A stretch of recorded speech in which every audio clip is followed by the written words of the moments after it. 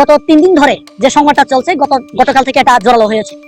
এই সংকটে দেখেন পাহাড়িরা বলছে পাহাড়িদের মন্দির ভেঙে ফেলা হয়েছে, বাঙালিরা বলছে বাঙালিদের মসজিদ ভেঙে ফেলা হয়েছে। আমাদেরকে বলছে আজকে ডিউটি নাই, সেনাবাহিনী আমাদের প্রতি সবল, আমাদেরকে মারে বলছে তখন কিছু বলা হয় না, পাহাড়িরা তাদেরকে ধাক্কা দিতেছে। আমরা আপনাদের কথা শুনছি, আমি তো বললাম এখানে যেই ঘটনার সাথে জড়িত থাকুক না কেন, তার তদন্ত অংশ যেই হোক না কেন তার বিচার হবে। চলছে 72 ঘন্টার অবরোধ, গাড়ি চলাচলও সীমিত। সেনা পুলিশ বিজেপির টহল চলছে, নেই ইন্টারনেট। না, ভারতের মণিপুর রাজ্যের কথা বলছে না, বলছি বাংলাদেশের খাগড়াছড়ির কথা। বিস্তারিত থাকছে BM24 টিভি এর আজকের প্রতিবেদনে। জম্মু ছাত্র জনতার ডাকে পার্বত্য চট্টগ্রামে 72 ঘন্টার সড়ক ও নৌপথ অবরোধ কর্মসূচি চলছে। অবরোধের কারণে খাগড়াছড়ি থেকে অভ্যন্তরীণ এবং দূরপাল্লার যানবাহন চলাচল বন্ধ হয়ে যায়।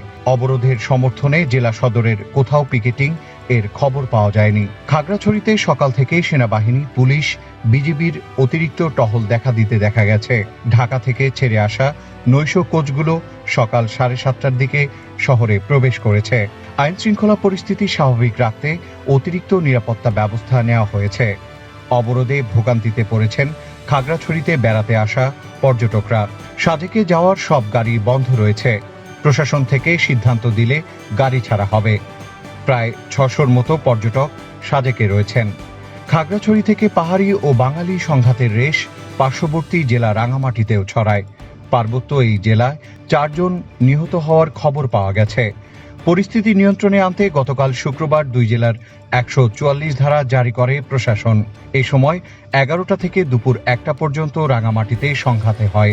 এতে একজনের মৃত্যু হয়। নিহত ওই ব্যক্তির নাম অনিক কুমার চাকমা। তার গ্রামের বাড়ি রাঙামাটি সদরের নোয়াদমের জিপতলি ইউনিয়নে। তবে অনিক কোথায় এবং কিভাবে মারা গেছেন তা কেউ নিশ্চিত করে বলতে পারেননি। হাসপাতালে তাকে মৃত অবস্থায় নেওয়া হয়। এখন পর্যন্ত জানা গেছে খাগড়াছড়ির নিউজিল্যান্ড এলাকায় এক বাঙালি যুবককে মৃত্যুকে কেন্দ্র করে বৃহস্পতিবার জেলার দীঘিনালায় সহিংসতার সূত্রপাত ঘটে। পরবর্তী সহিংসতা ছড়িয়ে পড়ে পুরো খাগড়াছড়ি এবং রাঙামাটি জেলায়। অন্তর্বর্তীকালীন সরকার ক্ষমতা গ্রহণের পর থেকেই পার্বত্য চট্টগ্রামকে অস্থিতিশীল করতে পাহাড়ি আঞ্চলিক সশস্ত্র সংগঠনগুলো তৎপর হয়ে উঠেছে। শান্তিপূর্ণ পরিবেশকে অশান্ত করতে ষড়যন্ত্র চলছে। আইন শৃঙ্খলা রক্ষাকারী বাহিনীর টহলে হামলা করার চেষ্টা করছে। অন্যদিকে দাবি করা হয়েছে পাহাড়িদের ওপর হামলা, ঘরবাড়ি, ব্যবসা প্রতিষ্ঠানে অগ্নিসংযোগ করা হচ্ছে, হত্যা করা হচ্ছে সাধারণ মানুষদের। দলটির মুখপাত্র নিরণ চাকমা স্বাক্ষরিত বিবৃতিতে এ দাবি জানানো হয়েছে। সাম্প্রদায়িক হামলা, হত্যা, অগ্নিসংযোগের ঘটনায় ক্ষতিগ্রস্তদের যথাযথ ক্ষতিপূরণ প্রদানে সরকারের প্রতি আহ্বান জানানো হয়েছে। এ অবস্থায় পরিস্থিতি নিয়ন্ত্রণে কাজ করছে সরকার। 3 পার্বত্য জেলায় শান্ত থাকতে সকলের প্রতি আহ্বান জানিয়েছে সরকার। প্রধান উপদেষ্টার ফেসবুক পেজ থেকে জানানো হয়েছে এ কথা। আইন নিজের হাতে তুলে না নেওয়া এবং ধ্বংসাত্মক কাজে লিপ্ত না হওয়ারও নির্দেশ দেওয়া হয়েছে।